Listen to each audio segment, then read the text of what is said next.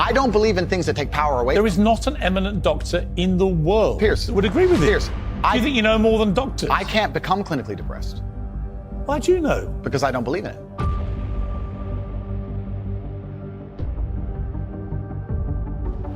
You believe depression is a real thing?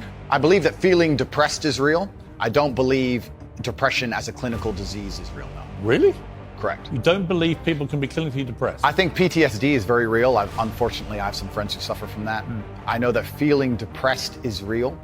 I believe that the number one power you have against these things are trying to take control of your own mind and affecting your own life. I believe that it's not healthy to hand over all your power and believe that depression is an outside disease that you can't affect. If someone comes to me and says, I'm clinically depressed or I feel very, very sad, I would say the first thing you need to do is stop accepting the identity of a clinically depressed person. Stop accepting you have no control over this. I believe feeling depressed is real. I do not believe it's a disease that you catch from the sky and you cannot affect. I believe that no matter what happens, I believe you have control of your own mind and you can fight against it. I believe if you change your circumstances in your life, you may feel different. I refuse to accept that there are people out there who cannot become happy, contented individuals. I refuse to accept we live in a world where God has created people who, no matter how hard they work and how good their life becomes, can't be happy. I don't accept that. I accept that the universe is a very giving place and that God loves all of us. And if you try your best and you work hard, you can become a better person. I haven't put a magic spell on the world. The fact that people like what I say means that they agree with me deep inside. They may be afraid to say it themselves. Without truth, we're going to end up in absolute tyranny and slavery, and we're already on our way there. Well, I think there's a whole swath of the population, especially young men, that feel disenfranchised. They feel disenfranchised with the media machine and the things they're supposed to believe. They don't feel an affinity with the educational systems or the culture. The world is not black and white. The world is gray.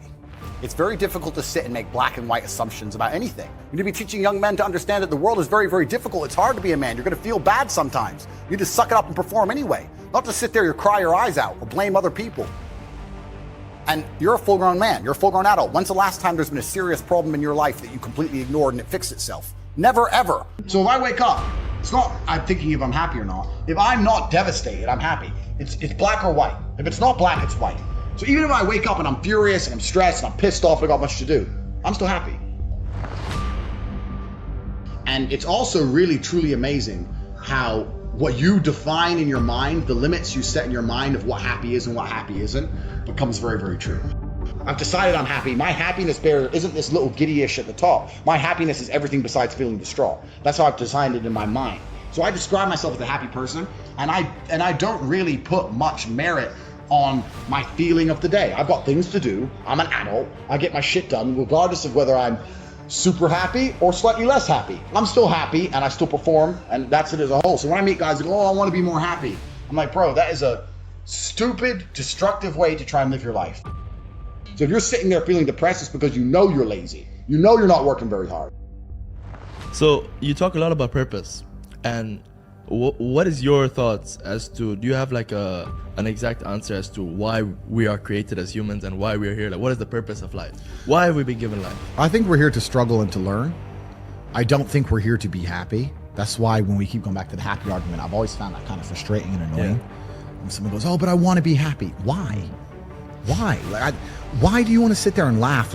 Like you were happy your entire childhood. That's your happy days. It's all over now, right? You're a man, you have responsibilities, and we're also here to do important things, and important things are going to be difficult, and they're going to be hard, and you're going to get frustrated. I say that life as a man is exceptionally difficult. I say the most beautiful and the most terrifying thing about being a man is you're born without value. Society doesn't care about you. You're only going to be cared about based on how useful you are. You have the chance to build yourself up and become a superhero if you're prepared to do the hard work and be indefatigable enough to never quit. But if you're going to stand around and wait for a handout, nobody's going to ever respect you. And I think that a lot of people have forgotten about how difficult and how competitive it is as a man. We're always in constant competition with each other. And it's your duty as a man to stand up and say, I want to be as important and strong and good-hearted and God-fearing as possible, and I need to work hard to achieve those things. If I believed in depression, I would have been depressed in jail. But I can't be depressed if I don't believe in it. If you don't believe in ghosts, how can you be haunted?